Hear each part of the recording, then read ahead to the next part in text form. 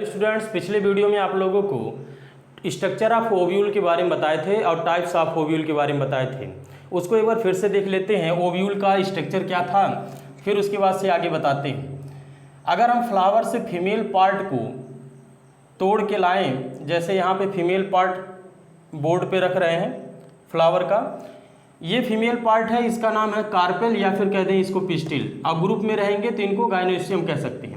तो बताए थे फीमेल पार्ट जो फ्लावर का होता है ये मेनली तीन पार्ट से बने होते हैं। ऊपर वाला जो पार्ट है इसको स्टिग्मा, और ये स्टाइल, और ये फूला हुआ भाग जो था ये ओवरी था। और ये भी बताए थे कि ओवरी जो होता है ये अंदर से खोखला होता है। इस खोखली जगह को हम बोले थे लोक्यूल। अच्छा, लोक्यूल के अंदर क्या होते हैं? प्लेसेंटा होते हैं। प्लेसेंटा ऐसे बताए थे, बना करके दिखाए भी थे, ये प्लेसेंटा होता है। और इसी प्लेसेंटा से ओव्यूल जुड़े रहते हैं। ओव्यूल को यहाँ से तोड़ करके लाएं और यहाँ पे रख दें तो एक कंप्लीट ओव्यूल का डायग्राम क्या होता है उसको भी बना के दिखाए थे, जैसे यहाँ बना रहे हैं। ये कंप्लीट ओव्यूल का स्ट्रक्चर है। ओव्यूल में बताए थे कि बाहर की तरफ प्रोटेक्टिव लेयर होते हैं जिसको आउटर और इनर इंटेगुमेंट कहते हैं, ऐसे आउटर और इनर इंटेगुमेंट। और फिर बताए थे कि अंदर जो होता है ये न्यूसेलस होता है। ये थोड़ा सा जो छूट जाता है एरिया, जिसको पूरी तरीके से इंटेगुमेंट घेर नहीं पाते हैं, इस छोटे से छिद्र को हम क्या बोले थे? माइक्रोपाइल। ये माइक्रोपाइल था, ये एरिया न्यूसेलस था, इसको न्यूसेलस कहते हैं। और इसी माइक्रोपाइल के अपोजिट साइड में कौन था? चलाजा था। ऐसे बताए थे आप लोगों को।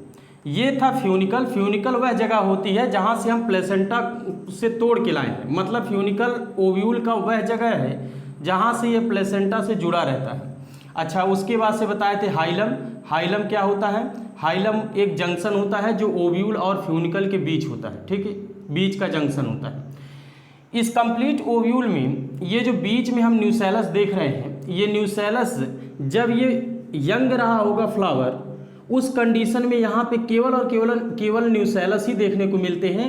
न्यूसेलस की सेल्स ही इसमें भरी पड़ी रहती है। जब ओव्यूल यंग है, पूरी तरीके से विकसित नहीं है, बड स्टेज में फ्लावर है, उस दौरान न्यूसेलस होते हैं। लेकिन जैसे जैसे वक्त बीतता जाता है, समय गुजरता है, ये ओव्यूल विकसित होता जाता है, तो इसी न्यूसेलस के अंदर एक थैली बन जाती है। इस थैली को हम कहते हैं एम्ब्रियो सैक। आज हम इसी एम्ब्रियो सैक के बारे में पढ़ेंगे कि ऐसी क्या घटना घटी होगी, क्या प्रोसेस चला होगा इस न्यूसेलस के अंदर, जिससे यहाँ पे एक थैली बन गई जिसको हम एम्ब्रियो सैक कह रहे हैं। मतलब एम्ब्रियो सैक के डेवलपमेंट के बारे में पढ़ेंगे, एम्ब्रियो सैक के निर्माण की प्रोसेस पढ़ेंगे। अच्छा, एम्ब्रियो सैक बने इसके पहले एक घटना घटती है जिसको कहते हैं मेगास्पोरोजेनेसिस। मेगास्पोरोजेनेसिस क्या होती है, ये प्रोसेस कैसे चलती है, पहले इसको पढ़ेंगे। जब इस न्यूसेलस के अंदर मेगास्पोरोजेनेसिस प्रोसेस चल जाती है, तब जाकर के एम्ब्रियो सैक का फॉर्मेशन होता है। तो सबसे पहले हम हेडिंग डालेंगे मेगास्पोरोजेनेसिस, उसके बाद से एम्ब्रियो सैक के बारे में पढ़ेंगे। अच्छा, एग्जाम में आता है मेगास्पोरोजेनेसिस को डिफाइन कीजिए, और उसी के बारे में बताने जा रहे हैं। हिंदी में मेगास्पोरोजेनेसिस को कहा जाता है गुरु बीजाणु जनन। तो इसको मिटाते हैं और एक बढ़िया सा डायग्राम बना करके इसके बारे में देखते हैं। देखना, अभी क्या समझ सकते हैं, ये जो ओव्यूल है एक्चुअल में इस ओव्यूल को इसके अंदर भी दिखा सकते हैं। कैसे?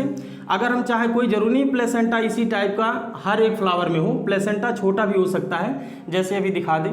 यहाँ पे हो सकता है ओव्यूल को ऐसे भी बना दें, यही सेम चीज़ उठा के यहाँ रख दें, ऐसे भी कर सकते हैं।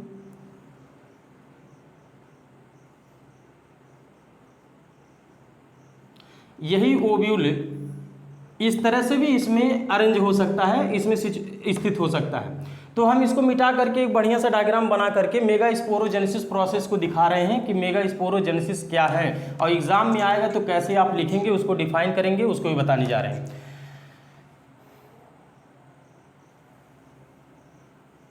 ये कंप्लीट ओव्यूल है, सॉरी यहाँ पे दिखा रहे हैं, ये ओव्यूल है। इसके अंदर हम न्यूसेलस बना दिए हैं। ये आउटर और इनर इंटेगुमेंट हो गया है, ये आउटर और इनर और आउटर इंटेगुमेंट हो गया है। इतनी चीज़ें ओव्यूल में दिखाए थे। अच्छा, ये न्यूसेलस है, अभी ये ओव्यूल यंग है पूरी तरीके से, अभी ये मैच्योर नहीं हुआ है। जब जैसे जैसे मैच्योर होगा वैसे वैसे प्रोसेस बताते चलेंगे। जब ये यंग कंडीशन में रहता है, इस न्यूसेलस के अंदर ढेर सारी सेल्स ऐसे पाई जाती हैं। इन सेल्स को कहते हैं न्यूसेलस की सेल्स। ये सब न्यूसेलस की सेल्स हैं। कोई भी बॉडी हो, कोई भी पार्ट हो, अगर कोई ऑर्गेनिज्म है, लिविंग है, जीवित है, तो कोई पार्ट, कोई आर्गन बनाना है तो उसमें सेल्स चाहिए। बिना सेल्स के कुछ भी नहीं बन सकता। तो यहाँ पे जो न्यूसेलस है तो इसमें भी ढेर सारे सेल्स पाए जाते हैं, जिसको न्यूसेलस की सेल्स कहते हैं। ये न्यूसेलस की सेल्स ऐसे इसमें भरी पड़ी रहती हैं। न्यूसेलस की सेल्स की खास बात ये होती है कि हर एक सेल्स में ऐसे खाना भरा रहता है, भोजन भरा रहता है, भोजन संचित रहता है हर एक सेल्स में। क्यों भोजन इसमें इकट्ठा रहता है इनकी सेल्स में, उसको बताएंगे। ठीक, अच्छा, वक्त बीतता गया, समय गुजर रहा है। एक समय आता है जब ये जो माइक्रोपाइल वाला रीजन है, इसको कहते हैं माइक्रोपाइल वाला एरिया, ये माइक्रोपाइल है। माइक्रोपाइल एरिया की तरफ जो ग्रुप ऑफ सेल्स हैं न्यूसेलस की, उन्हीं सभी सेल्स में से एक सेल्स क्या होती है, अपनी साइज को बढ़ा लेती है और इस सेल्स को हम MMC कहने लगते हैं, जैसे यहाँ दिखा रहे हैं। इन्हीं सभी सेल्स में से एक सेल्स अपनी साइज को बढ़ा लेती है और इसका न्यूक्लियस लार्ज हो जाता है, साइटोप्लाज्म गाढ़ा हो जाता है। इस सेल्स को अब हम न्यूसेलस की सेल्स न कह करके इसको MMC कहने लगते हैं। MMC का मतलब होता है मेगास्पोर मदर सेल। MMC का मतलब होता है मेगास्पोर मदर सेल। ये मेगास्पोर मदर सेल है। अब क्या होता है, इस मेगास्पोर मदर सेल में मियोसिस होता है, अर्धसूत्री विभाजन होता है। अच्छा, मेगास्पोर मदर सेल को यहाँ से हम निकाल करके, इसी चीज़ को समझो, यहाँ से निकाल करके हम यहाँ रख दे रहे हैं, ऐसे यहाँ पे। जो प्रोसेस यहाँ बताएंगे समझना, वही चीज़ें यहाँ पे हो रही हैं। तो यहाँ पे क्या किए, MMC को निकाल करके यहाँ रख दिए और इसी MMC में होने जा रहा है क्या, मियोसिस। मियोसिस क्या होती है इसके बारे में बताए थे। अगर किसी सेल में मियोसिस चलेगा तो सब उसके बाद से टोटल 4 सेल्स बनती हैं, जिनको डाटर सेल्स कहते हैं। ये 4 डाटर सेल बनती है मियोसिस के दौरान। और ये भी कहे थे कि अगर किसी सेल में मियोसिस चलेगा तो इस सेल्स में जितनी, मदर सेल में जितनी क्रोमोसोम होती हैं, उनके आधे क्रोमोसोम उनकी डाटर सेल्स में चली जाती हैं। कब, जब मियोसिस होगा तब। तो यहाँ पे MMC जो है, सपोज करो 32 क्रोमोसोम अगर इसमें है, इसके अंदर, तो ये जो डाटर सेल्स बनी हैं, इन डाटर सेल्स में 16 क्रोमोसोम ही होंगे। यानी मियोसिस में क्रोमोसोम नंबर हाफ हो जाता है। या फिर कह दें कि ये जो MMC की सेल्स हैं, ये 2n है। 2n का मतलब डिप्लॉयड है। डिप्लॉयड को हिंदी में द्विगुणित कहते हैं। तो मियोसिस चलने के बाद से ये सारी की सारी जो डाटर सेल्स हैं, इनमें 2n का हाफ मतलब n क्रोमोसोम इसमें हो जाएंगे। n का मतलब होता है हैप्लॉइड। मतलब कहने का यह हुआ कि अगर किसी डिप्लॉयड सेल में मियोसिस हो रहा है तो सारी की सारी सेल्स हैप्लॉइड हो जाएंगी। ठीक, अच्छा, यही पूरी प्रोसेस जो होती है, यहाँ से जो प्रोसेस दिखा रहे हैं कि MMC में मियोसिस चला और 4 सेल्स बने, इन 4 सेल्स को कहते हैं मेगास्पोर। यही पूरी प्रोसेस कहलाती है मेगास्पोरोजेनेसिस। तो डिफिनीशन कैसे है, ये सब के सब क्या है, मेगास्पोर है, ये मेगास्पोर्स हैं सब के सब। डिफिनीशन क्या कहता है, देखना ध्यान से। The process of formation of megaspore, the process of formation of megaspore from megaspore mother cell through meiosis is called megasporogenesis. अच्छा, मेगास्पोर को हिंदी में गुरु बीजाणु कहते हैं और इसको गुरु बीजाणु मातृकोशिका कहते हैं। मतलब ऐसी मातृकोशिका जो गुरु बीजाणुओं को जन्म दे, तो इसको गुरु बीजाणु मातृकोशिका कहते हैं। अब इसको ये जो हिंदी है मेगास्पोरोजेनेसिस, इसको कहते हैं गुरु बीजाणु जनन। मतलब यहाँ से यहाँ तक की जो प्रोसेस है गुरु बीजाणु जनन है। तो इसको हिंदी में अगर डिफाइन करना है तो कह देंगे कि गुरु बीजाणु मातृकोशिका से अर्धसूत्री द्वारा बनने की प्रोसेस को गुरु बीजाणु जनन कहते हैं। ठीक, मेगास्पोर जो है अपनी मदर सेल से बनेंगी, यानी मेगास्पोर मदर सेल से बनेंगी, MMC से बनेंगी। तो यही प्रोसेस इसमें होती है। क्या होता है कि ये जो मेगास्पोर मदर सेल है यानी MMC है, इनमें मियोसिस होता है। मियोसिस होने के बाद से यहाँ पे 4 सेल्स बनते हैं। ऐसे 4 सेल्स बन के तैयार हो जाती हैं। लेकिन इन 4 सेल्स में से ये जो तीनों सेल्स होती हैं ये काम लायक नहीं होती हैं। ऐसे समझो एक ऐसी मदर सेल है जिसके 4 लड़के बन तैयार हुए, 4 बच्चे पैदा हुए, चारों बच्चों में से 3 बच्चे नालायक थे, निकम्मा थे, किसी लायक नहीं थे, कत्थु लायक नहीं थे। तो ये धीरे धीरे अपने आप नष्ट हो जाते हैं, खत्म हो जाते हैं। केवल एक ही मेगा स्पोर बचा रह जाता है। यही मेगा स्पोर आगे चल करके इम्ब्रियो सैक बनाएगा, यानी कोई न कोई महत्वपूर्ण काम करेगा, कोई न कोई फंक्शन करेगा। इस नाते इस मेगा स्पोर को हम फंक्शनल मेगा स्पोर कहते हैं। बाकी वो जो तीनों नष्ट हो गए, बर्बाद हो गए, उनको फंक्शनल मेगा स्पोर नहीं, उनको केवल मेगा स्पोर कहते थे। उन चारों में से ये जो एक है ये क्या थे, यही केवल है फंक्शनल मेगा स्पोर। तो देखना क्या है यहाँ पे, एमएमसी से 4 मेगा स्पोर बने, इन 4 में से 3 मेगा स्पोर जो होंगे नष्ट हो जाएंगे, डिजनरेट हो जाएंगे, केवल एक मेगा स्पोर बचेगा। इस मेगा स्पोर को हम क्या कहेंगे, फंक्शनल मेगा स्पोर कहेंगे। तो यही सारी बातें मेगा स्पोरोजेनेसिस में लिखनी होती हैं। एग्जाम में आता है कि मेगा स्पोरोजेनेसिस को डिफाइन करिए, तो यही यहाँ तक केवल चीज़ों को हम डिफाइन कर सकते हैं, इतनी चीज़ें लिख सकते हैं। अब यही फंक्शनल मेगा स्पोर जो होगा आगे चल करके इम्ब्रियो सैक बनाएगा। मतलब यही फंक्शनल मेगा स्पोर जो है ऐसे बड़ा होकर के यहाँ पे एक थैली बना लेगा, इसी को इम्ब्रियो सैक कहेंगे। तो पहले हम मेगा स्पोरोजेनेसिस लिख लेते हैं, फिर जा कर के आगे हम इम्ब्रियो सैक के डेवलपमेंट के बारे में देखेंगे।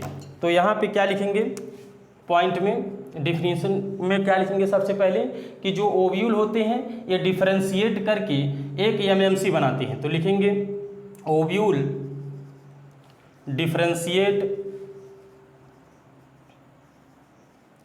To form a single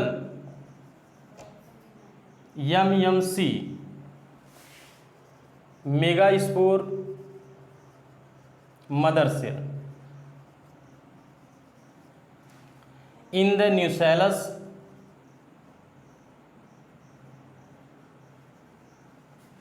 at micropylar region।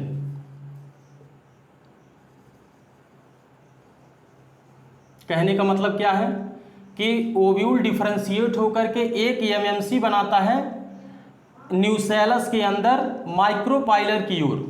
ठीक, ये पहला पॉइंट हो गया। अब इस डायग्राम को हटाते हैं, लिखने के लिए जगह चाहिए तो इसको मिटा देते हैं। देखना अगले पॉइंट में लिख सकते हैं क्या, एमएमसी अंडरगोज, एमएमसी का मतलब megaspore mother cell, undergoes मतलब इसमें घटना घटती है, MMC undergoes meiosis to form 4 mega spores.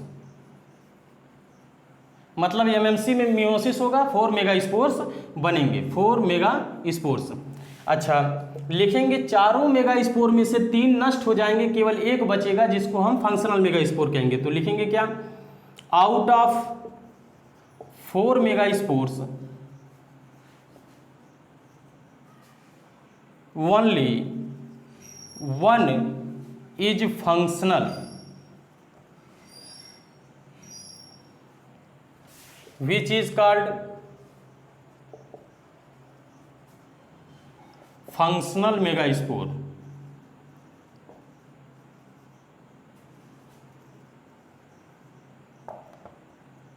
अगले पॉइंट में लिख सकते हैं कि जो बचे हुए 3 हैं, मतलब रिमेनिंग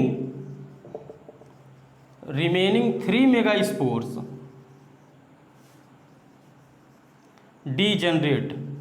डीजनरेट्स मतलब नष्ट हो जाते हैं, बर्बाद हो जाते हैं। ठीक, इतनी बातें हम लोग मेगा स्पोरोजेनेसिस के बारे में लिख लिए। अगर एग्जाम में आएगा तो उसको हम लिख के दिखा सकते हैं। अगला हेडिंग रहेगा embryo sac, development of embryo sac. Embryo sac का कैसे डेवलपमेंट हो रहा है उसके बारे में देखेंगे। तो हेडिंग डालेंगे development of embryo sac. Embryo sac की हिंदी होती है भ्रूण कोश। अच्छा, अभी तक क्या घटना घटी न्यूसेलस के अंदर यानी ओव्यूल के अंदर, मेगा स्पोरोजेनेसिस केवल घटना घटी। अब जो है इम्ब्रियो सैक बनेगा। तो पहले उस पूरी प्रोसेस को हम देख लेते हैं एक ओव्यूल में डायग्राम बना करके। तो ये ओव्यूल था, आउटर इंटेगुमेंट, इनर इंटेगुमेंट, ये इनर इंटेगुमेंट, आउटर इंटेगुमेंट, ये फ्यूनिकल हाइलम, ये माइक्रोपाइल, ये माइक्रोपाइल, ये न्यूसेलस, ये चला जा। ठीक, अच्छा इसको शॉर्टकट में लिख रहे हैं, देखना यहाँ पे क्या बताएं अभी अभी कि यहाँ पे एक जो है न्यूसेलस के अंदर एक जो है फंक्शन, पहले शुरू में क्या बताए थे कि ढेर सारी यहाँ पे न्यूसेलस की सेल्स होती हैं, उसमें एक एमएमसी बनता है, समझ लो ये एमएमसी है। इसमें मियोसिस हुआ तो टोटल 4 मेगा स्पोर बने, ऐसे 4 मेगा स्पोर बने। अब 4 में से ऐसे 3 नष्ट हो गए, बचा कितना, एक। इस एक को हम क्या कहते हैं, फंक्शनल मेगा स्पोर। तो अभी न्यूसेलस के अंदर कौन है, फंक्शनल मेगा स्पोर है, ये है functional megaspore. Functional mega spore है।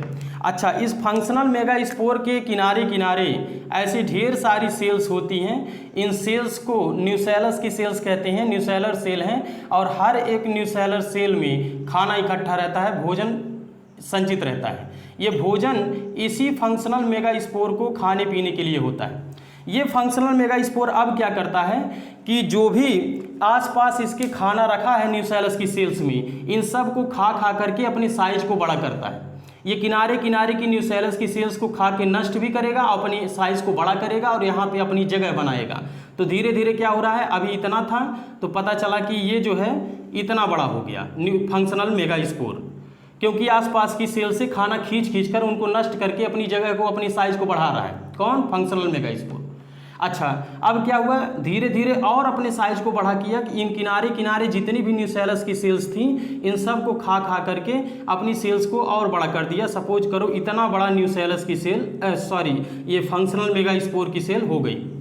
ये फंक्शनल मेगा स्पोर इतना बड़ा आज हो गया और किनारे किनारे जितनी न्यूसेलस की सेल्स थी उनसे खाना खींच खींच करके खा खा करके ख़त्म कर दिया। अब केवल न्यूसेलस की एक पतली लेयर किनारे किनारे बची है और ये साइज में बड़ा हो गया। कौन, फंक्शनल मेगा स्पोर।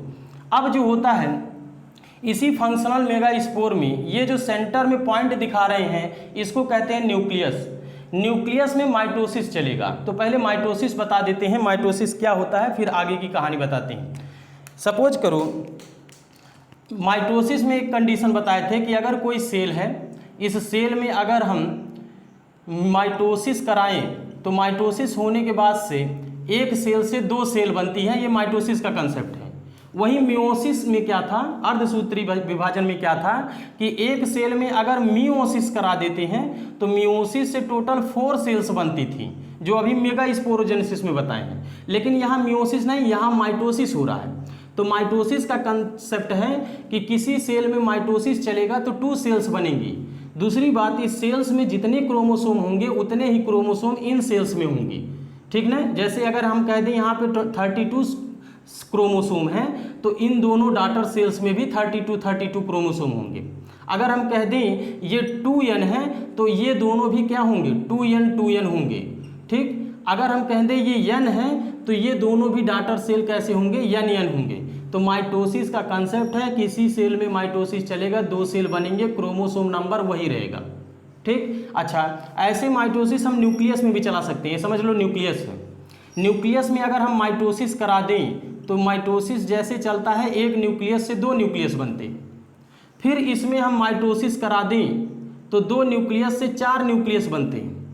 फिर इसी में माइटोसिस करा दें तो 4 न्यूक्लियस से 8 न्यूक्लियस बनेंगे, टोटल 8। कैसे, एक न्यूक्लियस था 2 बने, फिर इनमें माइटोसिस होगा तो इससे 2 और इससे 2 4 बने, फिर इनमें माइटोसिस होगा तो इससे 2 इससे 2 इससे 2 टोटल बनेंगे 8। अच्छा, इस प्रकार का अगर माइटोसिस न्यूक्लियस में अगर चल रहा है, सेल में नहीं न्यूक्लियस में केवल चल रहा है, तो इसको कहते हैं free nuclear division.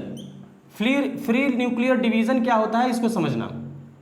Free nuclear division का मतलब ये हुआ न्यूक्लियस में विभाजन होते जा रहा है और न्यूक्लियस की संख्या बढ़ते जा रही है, लेकिन न्यूक्लियस के चारों ओर सेलवाल आके इकट्ठा नहीं हो रहा है। जैसे कहते हैं अगर ये कोई न्यूक्लियस है, इसके चारों ओर सेलवाल रख दें तो ये न्यूक्लियस पूरी तरीके से अपने आप को सेल में कन्वर्ट कर लिया, अब ये सेल हो गया। ये कोई न्यूक्लियस है, इस पर सेलवाल आके घेर ले तो ये सेल बन गया। कोई न्यूक्लियस है, सेलवाल आके घेर ले, ये सेल बन गया।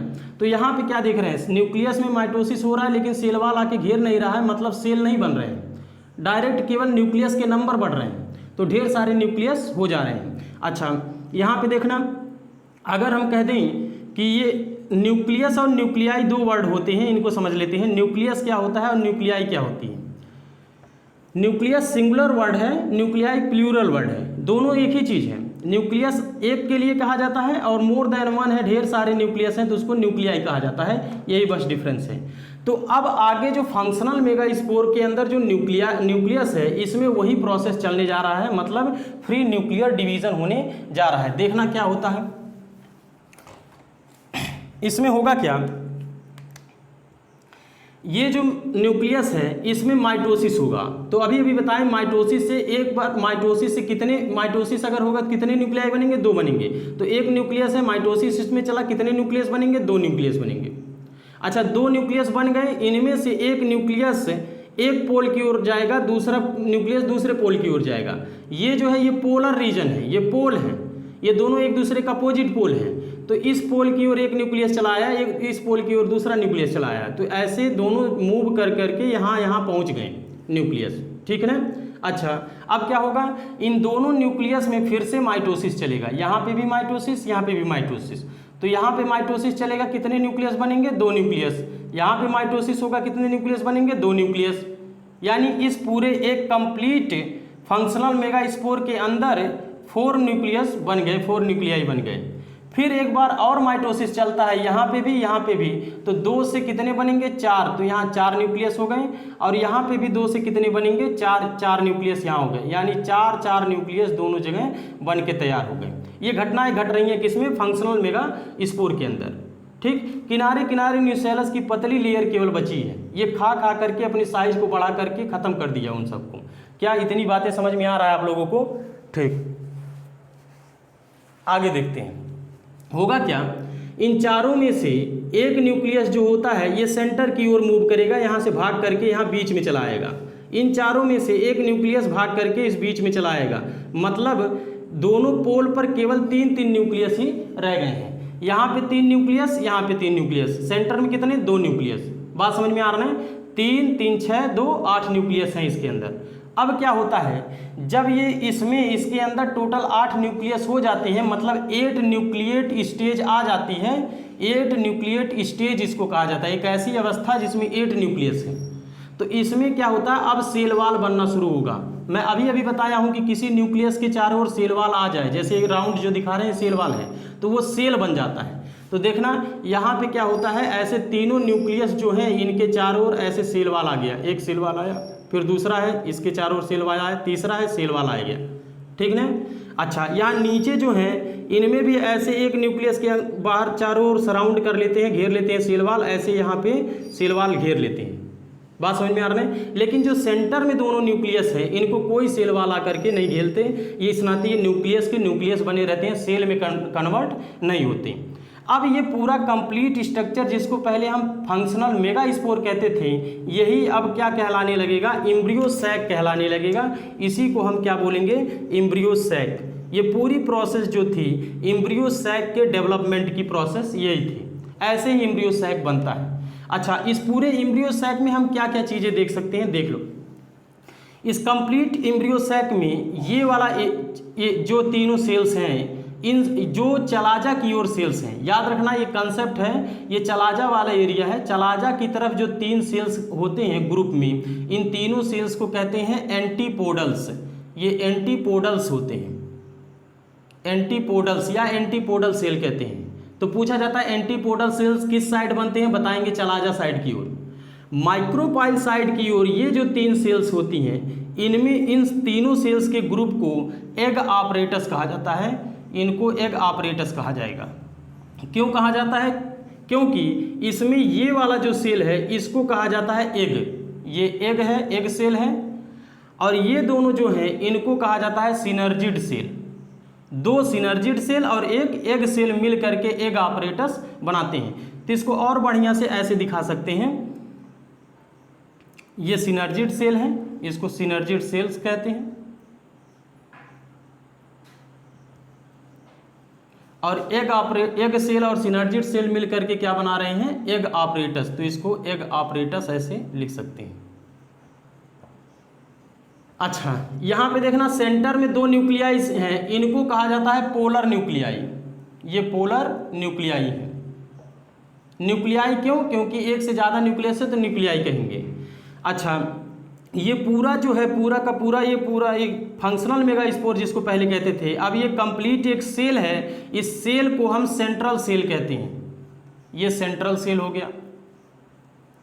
अब देखना इसमें क्या क्या चीज़ें देख रहे हैं। एम्ब्रियो सैक में, ये पूरे एम्ब्रियो सैक, इसको हम एम्ब्रियो सैक अब कहेंगे, जो न्यूसेलस के अंदर बन गया है थैली, इसमें जो है हम एंटीपोडल सेल्स देखते हैं, फिर पोलर न्यूक्लियाई देख रहे हैं, फिर एग सेल और 2 सिनर्जिड सेल देख रहे हैं जिसको एग ऑपरेटस कहा जा रहा है। इसमें टोटल पूछा जाता है कितने सेल और कितनी न्यूक्लियाई हैं, इसको देखते हैं। तो इन सबको मिटा कर किनारे किनारे और साफ सुथरा इसको बनाते हैं और बताते हैं कितने इसमें कितने सेल और कितने न्यूक्लियाई होती हैं, इसको देखते हैं।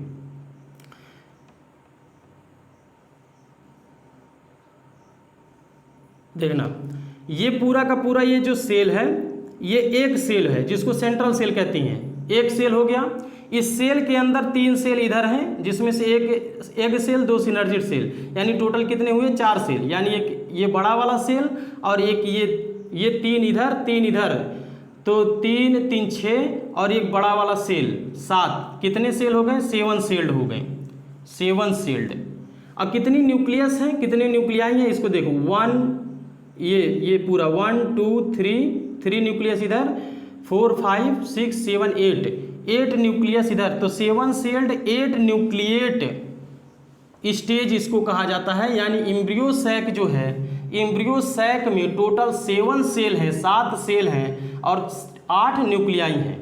तो बता दिए कैसे 7 सेल हुए। ये पूरा एक सेंट्रल सेल, एक सेल हो गया, 3 3 6 और एक 7 ये हो गए और टोटल 8 न्यूक्लियाई हो गए। 7 सेल्ड 8 न्यूक्लिएट स्टेज। तो डेवलपमेंट ऑफ एम्ब्रियो सैक में यही सारी बातें हमको लिखना है कि कैसे एम्ब्रियो सैक बना।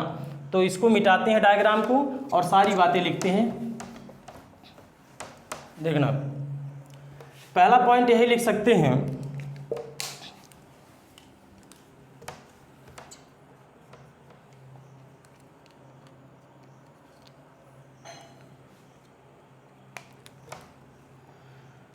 Nucleus of functional megaspore divide mitotically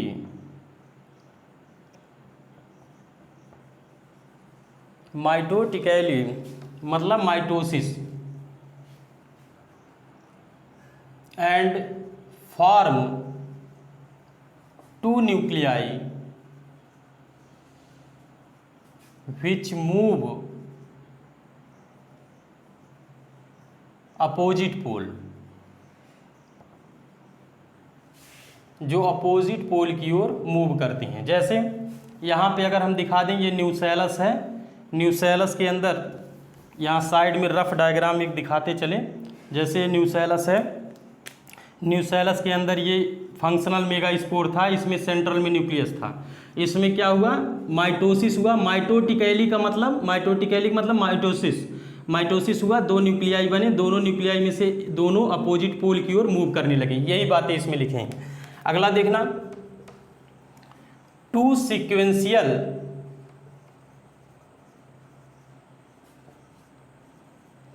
mitotic division occur in each nucleus and form 8 nucleate stage of embryo sac। इसका मतलब क्या हुआ कि जो दोनों पोल की ओर, अपोजिट पोल की ओर न्यूक्लियस पहुंच गए हैं, इनमें 2 बार माइटोटिक डिवीजन हुआ, जिससे एक बार माइटोटिक डिवीजन हुआ तो यहाँ 2 बने, यहाँ पे 2 बनी। फिर दूसरी बार माइटोटिक डिवीजन हुआ तो 4 ऊपर बने, 4 नीचे बनी। यानी कि इस पूरे एम्ब्रियो सैक में टोटल 8 न्यूक्लिएट स्टेज बना एम्ब्रियो सैक का। यही बातें इसमें लिखे हैं। अगली बातें, such mitotic division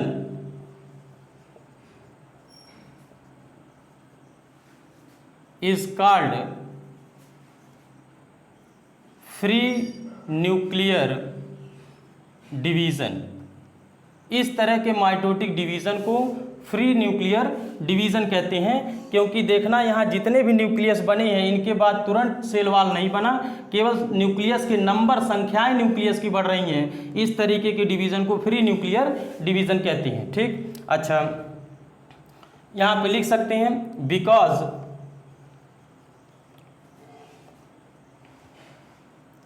it is not immediately followed by cell wall formation. मतलब इनमें तुरंत सेल वॉल का फॉर्मेशन नहीं हो रहा है, ढेर सारे केवल न्यूक्लियस के न्यूक्लियाई का नंबर बढ़ रहा है, इस नाते इसको फ्री न्यूक्लियर डिवीजन कहते हैं, सेल वॉल फॉर्मेशन। लेकिन जब इसमें 8 न्यूक्लिएट बन गए उसके बाद सेल वॉल बनना स्टार्ट हुए, तो यहाँ पे लिख सकते हैं आफ्टर 8 न्यूक्लिएट स्टेज, यानी 8 न्यूक्लिएट जब हो गए, 8 न्यूक्लियस बन गए, उसके बाद सेल वॉल फॉर्मेशन हुआ। Cell wall formation occurs, cell wall formation का हो रहा है। वो भी सेल वॉल फॉर्मेशन इन 8 में से केवल 6 में सेल वॉल फॉर्मेशन हुआ है। 1 2 3 इधर, 1 2 3 इधर, और बाकी एक एक ऊपर और नीचे से आके सेंटर में चले गए थे। तो ऊपर 3 न्यूक्लियस, नीचे 3 न्यूक्लियस, इन्हीं 3 में सेल वॉल का फॉर्मेशन हुआ था। इस नाते हम कहेंगे 8 न्यूक्लियाई में से केवल 6 न्यूक्लियस में ही सेल वॉल का फॉर्मेशन हुआ है। तो यहाँ लिख सकते हैं out of 8 nuclei only 6 nuclei are surrounded by cell wall and convert into cells। यानी कि इन 8 न्यूक्लियाई में से केवल ऊपर 3 नीचे 3 यानी 6 ही न्यूक्लियाई में सेल वॉल बने हैं और अपने आप को सेल में कन्वर्ट कर लिए हैं। बाकी सेंटर वाले 2 न्यूक्लियाई जो हैं वो पोलर न्यूक्लियाई हैं, वो सेल नहीं है। ठीक है ना, इतनी बातें जो है डेवलपमेंट ऑफ एम्ब्रियो सैक में हम लिख सकते हैं। लेकिन अभी 1-2 बातें और लिख सकते हैं कि एक कंप्लीट एम्ब्रियो सैक में कौन कौन से पार्ट होते हैं, तो इसको लिख सकते हैं। बाकी चीज़ें जो है वीडियो को पॉज करके नोट करते रहना।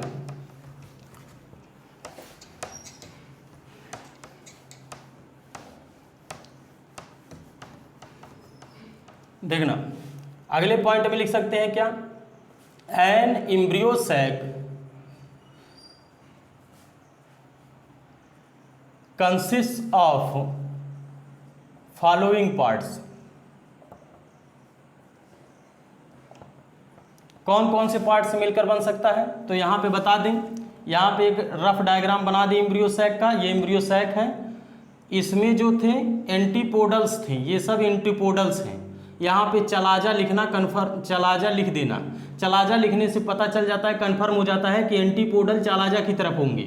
यहाँ पे लिख सकते हैं क्या, माइक्रोपाइलर रीजन, माइक्रोपाइलर रीजन, क्योंकि पता चलेगा इससे कि ये माइक्रोपाइलर वाला छोर है, सिरा है।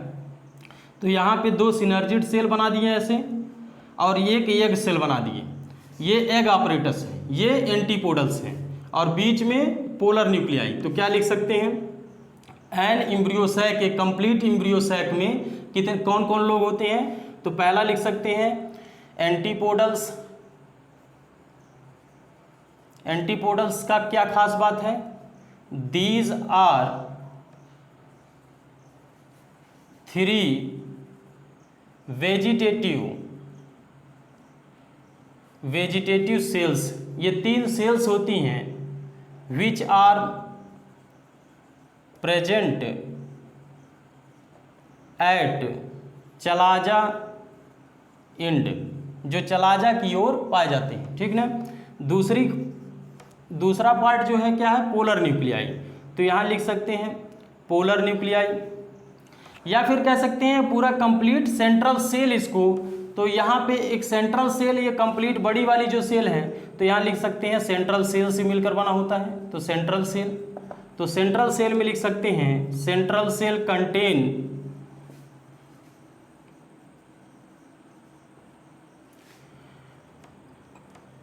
To polar nuclei. अच्छा, इसको पोलर न्यूक्लियाई क्यों कहते हैं इसको समझ लो। पहले यहाँ पोल पर थे दोनों पोल से आकर के बीच में इकट्ठा हुए हैं, इस नाते इन दोनों को पोलर न्यूक्लियाई कहते हैं, और ये सेंटर में है, इस नाते टू सेंट्रल पोलर न्यूक्लियाई कहा जाता है। अच्छा, तीसरा पार्ट जो है वो ये है एग ऑपरेटस इसको कहेंगे, तो एग ऑपरेटस लिख देंगे, एग ऑपरेटस।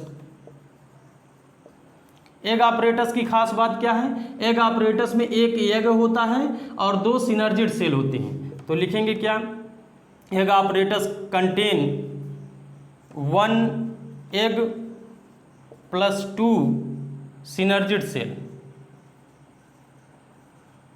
2 सिनर्जिड्स।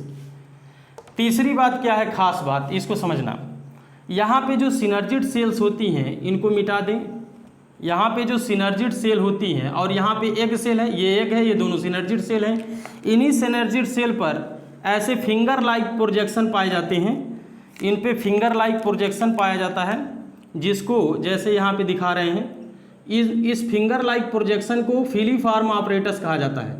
ये है filiform apparatus, filiform apparatus. Filiform apparatus का काम क्या होता है इसको आगे बताएंगे, जब पॉलिनेशन बताएंगे तो वहाँ पे ऐसे समझो केवल सिनर्जिड सेल पर फिलीफॉर्म ऑपरेटस पाए जाते हैं, एग पे नहीं पाए जाते हैं। तो यहाँ लिख सकते हैं सिनर्जिड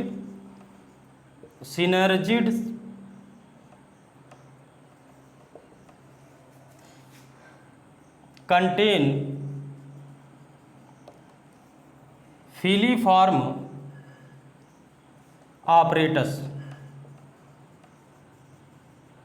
ये पूरा कंप्लीट एम्ब्रियो सैक का डेवलपमेंटल प्रोसेस था। यही पूरी बातें जो है अगर हम एग्ज़ाम में लिख के चले आए तो पूरा हमारा जो टॉपिक है वो कंप्लीट हो जाता है। ठीक, अब कुछ 1-2 बातें जो है विशेष स्पेशल टाइप को उसको हम बताने जा रहे हैं, देखना क्या क्या। डेवलपमेंट एम्ब्रियो सैक का डेवलपमेंट क्या था, कैसे था, सब बता दिए। अब कुछ 1-2 बातें जो विशेष हैं, इंपॉर्टेंट है, उसको सीख लेते हैं। जैसे पूछा जाएगा कि एम्ब्रियो सैक के डेवलपमेंट में, पूरा एम्ब्रियो सैक के डेवलपमेंट में कितनी बार यहाँ पे कितनी बार मियोसिस और कितनी बार माइटोसिस होता है, इस चीज़ को पूछा जाता है कि एक एम्ब्रियो सैक के बनने में कितनी बार मियोसिस हुआ और कितनी बार माइटोसिस हुआ। तो इसको देख लेते हैं। देखना, यहाँ पे अगर हम एक ओव्यूल का डायग्राम बनाएं, ये डायग्राम थोड़ा सा और बढ़िया बनाते हैं, मार्कर ऐसे समझो, एक ओव्यूल का अगर हम डायग्राम बनाएं, इस ओव्यूल में हम क्या बताए हैं कि ये अंदर जो था न्यूसेलस था और ये आउटर और इनर इंटेगुमेंट, ये आउटर इनर इंटेगुमेंट, ऐसे ये जो न्यूसेलस था इसमें बताने जा रहे हैं कितनी बार एम्ब्रियो सैक, जैसे यहाँ पे न्यूसेलस के अंदर एम्ब्रियो सैक बनता है, तो इस एम्ब्रियो सैक के बनने में कितनी बार मियोसिस और कितनी बार माइटोसिस चला, इसी चीज़ को बताने जा रहे हैं। तो अभी समझो क्या है, बताए क्या थे, इसके अंदर ढेर सारी ऐसे ग्रुप ऑफ सेल्स होती हैं जिसको हम क्या बोलते हैं, न्यूसेलस की सेल्स। तो इसी में बताए थे एक सेल ऐसी होती है जो खास होती है, साइज में बड़ी हो जाती है, इस सेल्स को क्या कहते हैं, एमएमसी, इसको एमएमसी कहते हैं। इसी एमएमसी में जब मियोसिस एक बार हुआ था, एक बार मियोसिस जब होगा तो कितनी सेल्स बनी थी, 4 सेल्स ऐसे बनी थी जिनको मेगास्पोर कहते हैं। तो मियोसिस कितनी बार हुआ, एक बार हुआ। और जो मेगास्पोर चारों बने हैं, इन चारों में से 3 खत्म हो जाते हैं, केवल एक मेगास्पोर जो है सेंटर में बचा रह जाता है, जिसको हम क्या कहने लगते हैं, फंक्शनल मेगास्पोर कहने लगते हैं। अच्छा, यही फंक्शनल मेगास्पोर जो होता है, इसके चारों ओर खाने पीने की न्यूसेलस की सेल्स पाई जाती हैं, जिनको खा खा करके ये बड़ा होगा। तो ये न्यूसेलस की जो सेल्स है, फंक्शनल मेगास्पोर है, ये धीरे धीरे किनारे किनारे की न्यूसेलस की सेल्स को खाता जाएगा, अपने साइज को बढ़ाता जाएगा, मतलब यहाँ पे इतना बड़ा हो गया।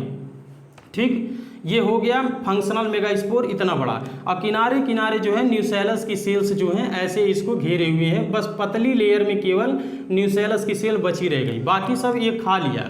कौन, फंक्शनल मेगास्पोर। अब क्या होगा, ये जो अंदर न्यूक्लियाई है, यही न्यूक्लियाई में माइटोसिस होगा। तो एक बार माइटोसिस हुआ, तो एक बार यहाँ लिख देते हैं, एक बार माइटोसिस हुआ, कितने न्यूक्लियस बने? 2 न्यूक्लियस बने। ठीक, अब इन दोनों न्यूक्लियस में से एक एक दोनों विपरीत पोल पे जाएंगे, ये इधर जाएगा और ये इधर आएगा। तो ये गया कहाँ पे? इस वाले रीजन पे। ये कहाँ गया? यहाँ नीचे वाले रीजन पे। दोनों अपोजिट पोल पे चले गए। ठीक, अच्छा, अपोजिट पोल पे जाने के बाद से फिर से इनमें माइटोसिस हुआ, इसमें भी माइटोसिस, इसमें भी माइटोसिस, यानी दूसरी बार माइटोसिस हुआ, एक बार और मतलब माइटोसिस हुआ। ठीक, तो यहाँ जब एक बार माइटोसिस हुआ तो यहाँ पे कितनी सेल्स बनी? 2 सेल्स, 2 न्यूक्लियाई ऊपर बनी, 2 न्यूक्लियाई नीचे बनी। अब क्या बताए थे? फिर इनमें ऊपर भी माइटोसिस, यहाँ पे भी, यानी एक बार और माइटोसिस होगा। तो फिर एक बार माइटोसिस करा के देखते हैं। तो इन 2 से 4 न्यूक्लियाई यहाँ बने थे और 4 न्यूक्लियाई यहाँ बने थे। बस इतनी माइटोसिस चली थी। उसके बाद सारी दूसरी प्रोसेस चली थी, सेल वॉल का फॉर्मेशन हुआ था। यहाँ से एक न्यूक्लियस सेंटर में आ गया था और यहाँ से एक न्यूक्लियस इधर सेंटर में आ गया था। ऊपर भी 3 बचे, नीचे भी 3 बचे। इन तीनों को ऐसे जो है सेल्स आकर के घेर ली थी, सेल वॉल आकर के घेर ली थी और नीचे बन गया था माइक्रोपाइल रीजन की ओर एग ऑपरेटस, और यहाँ जो थी ऐसे सेल वॉल आके घेर ली थी। तो ऊपर बन गया था क्या? चलाजा की ओर क्या बन गया था? यहाँ एंटीपोडल्स बन गए थे और ये क्या थे? पोलर न्यूक्लियाई थे। तो टोटल काउंट करें क्या? एक इम्ब्रियो सैक, ये megaspore, functional megaspore अब क्या कहलाने लगेगा? Embryo sac. अब इम्ब्रियो सैक बन गया। इस कंप्लीट इम्ब्रियो सैक में कितने मियोसिस हुए? एक बार मियोसिस और 3 बार माइटोसिस हुए। अच्छा, जितने लोग इसको न समझ पाए हों कि 3 बार माइटोसिस कैसे हुआ है, उनके लिए एक रास्ता और है, देखना क्या? एक तरीका और है, क्या? देखना ध्यान से। ऐसे समझो कि ये सेंटर में ये न्यूसेलस है, अभी ये पूरी तरीके से यंग ओव्यूल है, अभी मैच्योर नहीं हुआ है। क्या बताए थे इसमें? बताए थे कि यहाँ पे एक घटना घटेगी जिससे एक एमएमसी बनेगा, मेगा स्पोर मदर सेल बनेगा। इस मेगा स्पोर मदर सेल में मियोसिस होगा तो 4 मेगा स्पोर बनेंगे। तो 4 मेगा स्पोर ऐसे बन गए थे। चारों मेगा स्पोर में से 3 डिस्टर्ब हो गए, मतलब डिजनरेट खत्म हो गए थे, बचा था एक। इसको फंक्शनल मेगा स्पोर कहते हैं। यही फंक्शनल मेगा स्पोर किनारे किनारे की जितनी भी न्यूसेलस की सेल्स थी उनको खा खा करके और बड़ा होते गया। समझ लो इतना बड़ा हो गया functional megaspore. Functional mega spore इतना बड़ा हो गया। अब किनारे किनारे केवल न्यूसेलस की पतली सी लेयर बची है केवल, बाकी सब ये खा लिया। अब क्या है, इसको और अच्छे समझाने के लिए यहाँ दिखा रहे हैं। देखना, ये जो फंक्शनल मेगा स्पोर है, ये वाली, इसको हम क्या कर रहे हैं, यहाँ से लेके यहाँ तक के हिस्से को हम निकाल करके यहाँ रख दे रहे हैं। समझ लो फंक्शनल मेगा स्पोर यहाँ रख दिए। बात समझ में आ रहा है? अब जो प्रोसेस यहाँ बताएंगे समझना यहाँ घट रहा है, वो प्रोसेस चल रही है। तो इस फंक्शनल मेगा स्पोर को यहाँ से निकाल के यहाँ रख दिए। ये है functional megaspore. Functional mega spore ये है। अब देखना इसमें हुआ क्या, एक बार इसमें क्या हुआ, माइटोसिस होगा। माइटोसिस हुआ एक बार, तो माइटोसिस जैसे हुआ इसमें 2 न्यूक्लियस बने। देखना यहाँ पे 2 न्यूक्लियस बने। दोनों न्यूक्लियस में से एक ऊपर गया एक नीचे, तो एक ऊपर चला गया और एक नीचे। ठीक, यहाँ पे क्या होगा, एक बार फिर से माइटोसिस होगा। माइटोसिस चला तो फिर से यहाँ पे ये चीज़ जो है यहाँ पे ऐसे दिखा दे रहा है। माइटोसिस चला तो इसमें भी 2 बनेंगे ऊपर, यहाँ 2 बनेंगे, ठीक है ना। अच्छा, फिर इसमें क्या होगा, एक बार माइटोसिस और चलेगा। यहाँ माइटोसिस ऐसे दिखा दे रहा है, माइटोसिस। ठीक, दिख नहीं रहा है, इसको यहाँ पे क्या करते हैं, ऐसे समझते हैं। यहाँ पे देखना फिर से क्या बताएं, यहाँ पे माइटोसिस जो है ऐसे जैसे ही चला इस फंक्शनल मेगा स्पोर में, तो एक एक न्यूक्लियस जो है ऊपर नीचे चले गए। यहाँ तक बता दिए थे। यहाँ पे दोनों न्यूक्लियाई बनेंगे, एक ऊपर जाएगा एक नीचे जाएगा, तो एक ऊपर गया एक नीचे गया। ठीक, अब इसमें क्या होगा, फिर से माइटोसिस होगा। ये माइटोसिस हुआ, माइटोसिस जैसे चला यहाँ पे सेल बनी, इसमें भी 2 बनेंगे, इससे भी 2 बनेंगे, तो ऊपर 2 और नीचे 2 न्यूक्लियाई। ठीक, अच्छा, फिर से यहाँ पे क्या होगा, माइटोसिस चलेगा। तो यहाँ पे माइटोसिस जैसे चला, यहाँ 2 था तो कितने बनेंगे, 4 इधर बनेंगे, और यहाँ 2 थे, कितने बनेंगे, 4 यहाँ बनेंगे। तो टोटल 4 ऊपर 4 नीचे 8 न्यूक्लियाई बने। तो कितनी बार माइटोसिस हुआ, एक बार इधर, एक बार इधर, एक बार इधर, टोटल 3 बार माइटोसिस हुआ। और मियोसिस कब हुआ था, एक बार, जब ये शुरू में एमएमसी बना था और एमएमसी में मियोसिस होकर के 4 मेगा स्पोर बनाए थे, 4 में से 3 खत्म हुए थे, एक बचा था, वहाँ पे केवल एक बार मियोसिस चला था। तो बताएंगे एक कंप्लीट एम्ब्रियो सैक के फॉर्मेशन में 1 बार मियोसिस और 3 बार माइटोसिस होता है। ठीक, इतनी बातें ध्यान में रखना। और कुछ खास बातें हैं उसको देख लेते हैं। क्या, अगर एम्ब्रियो सैक का डायग्राम बनाने के लिए एग्जाम में आएगा और पूछा जाता है तो एम्ब्रियो सैक के डायग्राम को कैसे बनाएंगे देखना। एक कंप्लीट एम्ब्रियो सैक ऐसे बनाएंगे। यहाँ पे किनारे जो होगा न्यूसेलस की एक पतली परत दिखा सकते हैं, क्योंकि ये एक वक्त था जब एम्ब्रियो सैक फंक्शनल मेगास्पोर था। ये अंदर की जो है ये फंक्शनल मेगास्पोर था, एक वक्त था। आज जो है एम्ब्रियो सैक बन गया है, तो किनारे किनारे की जो न्यूसेलस की सेल्स थी उन्हीं को खा खा के बड़ा हुआ है। तो किनारे किनारे बस बचा खुचा न्यूसेलस की सेल्स यहाँ दिखा देते हैं। ये न्यूसेलस की सेल्स हो गई, न्यूसेलस की पतली लेयर हो गई। ये अंदर वाला जो है एम्ब्रियो सैक है। एम्ब्रियो सैक में हम ऐसे कर सकते हैं कि यहाँ पे ऐसे ये क्या हो गए, 2 सिनर्जिड सेल हो गए। यहाँ पे ये क्या है, एग सेल हो गया। ये दोनों पोलर न्यूक्लियाई हो गई। ये क्या हो गया, एंटीपोडल्स हो गए। अब दिमाग में ये चल रहा होगा कि सर ऊपर एग अपरेटस क्यों दिखाए, नीचे होना चाहिए। ये सबसे मतलब नहीं है, मतलब सिर्फ माइक्रोपाइलर रीजन और चलाजा रीजन से है। अगर चलाजा रीजन यहाँ लिख दिए तो समझ जाओ एंटीपोडल्स यहीं होंगे। जहाँ चलाजा होंगे वहीं, जहाँ चलाजा वाला क्षेत्र होगा, एरिया होगा, वहीं एंटीपोडल्स होंगे। और अगर यहाँ एग ऑपरेटस है मतलब यहाँ पे माइक्रोपाइल वाला रीजन है। तो याद रखना इस बात को, माइक्रोपाइल वाले रीजन में एग ऑपरेटस होता है। चाहे तो इसको यहाँ पे रख के यहाँ माइक्रोपाइल लिख सकते हैं, यहाँ एग ऑपरेटस बना सकते हैं, और ये एंटीपोडल यहाँ बना करके इस चलाजा को ऊपर लिख देंगे। ऐसा उल्टा कभी न करना कि माइक्रोपाइल जो है माइक्रोपाइल की तरफ एंटीपोडल बना दो और चलाजा की तरफ एग ऑपरेटस। समझ में आ रहा है? हमेशा याद रखना एग ऑपरेटस जो होते हैं वो हमेशा माइक्रोपाइल की तरफ रहेंगे। अच्छा, इसी को और बढ़िया से दिखा रहे हैं, परेशान नहीं होना। ये क्या है, एंटीपोडल्स हैं। ऐसे एग्जाम में आएगा तो इस कंप्लीट स्ट्रक्चर को बना देना। ये क्या है, न्यूसेलस है, न्यूसेलस की पतली लेयर है, ये न्यूसेलस है। ये क्या है, पोलर न्यूक्लियाई है, ये पोलर न्यूक्लियाई है। और ये कंप्लीट जो यहाँ से लेके यहाँ तक पूरी एक सेल है, इस सेल्स को सेंट्रल सेल कहते हैं। ये सेंट्रल सेल हो गया। और इसमें टोटल कितने सेल हो गए, एक सेंट्रल सेल हो गया, 3 सेल ऊपर 3 नीचे, टोटल 7 सेल और 8 न्यूक्लियाई, 7 सेल्ड 8 न्यूक्लिएट। अच्छा, एक कंडीशन और दिखा रहे हैं, ध्यान से देखना। इसी चीज़ को, इस एम्ब्रियो सैक का कंप्लीट डायग्राम हो गया। इसी चीज़ को जो है और अच्छे से दिखा सकते हैं। कैसे देखना, कहाँ बन रहा है ये,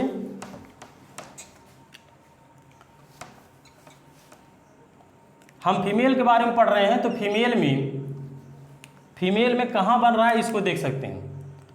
ये समझ लो फीमेल का पार्ट है ऐसे, ये फीमेल है, ये कार्पेल या पिस्टिल है। इसी कार्पेल में ये स्टिग्मा स्टाइल, ये ओवरी था। ये पूरा का पूरा क्या है, ओवरी है। ओवरी का अंदर जो खाली जगह है वो लोक्यूल होता है। और इसी के अंदर हम कहे थे कि यहाँ से समझ लो छोटा सा ही प्लेसेंटा है, यहीं से ओव्यूल जो है ऐसे लगा है, ये ओव्यूल है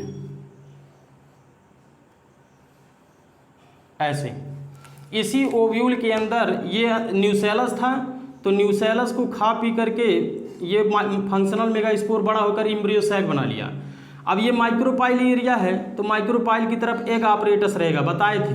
तो एग ऑपरेटस माइक्रोपाइल की तरफ बनाएंगे और एंटीपोडल्स जो हैं यहाँ चलाजा की तरफ बनाएंगे, ये चलाजा वाला एरिया है।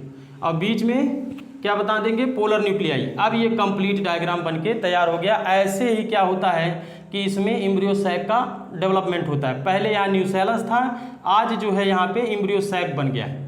एक बात और, इसमें जो है बताए हैं जो एम्ब्रियो सैक होते हैं, एम्ब्रियो सैक में जो एंटीपोडल्स होते हैं, जैसे समझ लो ये एंटीपोडल्स हैं, यहाँ पे चलाजा है, यहाँ पे ये जो है सिनर्जिड सेल है, ये जो है एग ऑपरेटस है। इसी सिनर्जिड सेल में ऐसे फिंगर लाइक प्रोजेक्शन होता है जिसको फिलीफार्म ऑपरेटस कहते हैं। याद रखना, फिलीफार्म ऑपरेटस सिनर्जिड सेल पर ही होते हैं। इनका क्या काम है, फंक्शन क्या है, ये आगे जब पॉलिनेशन पढ़ाएंगे तब बताएंगे, ठीक है ना। इतनी बातें यहीं तक, बाकी जो है हम अगले वीडियो में बताएंगे आप लोगों को। धन्यवाद।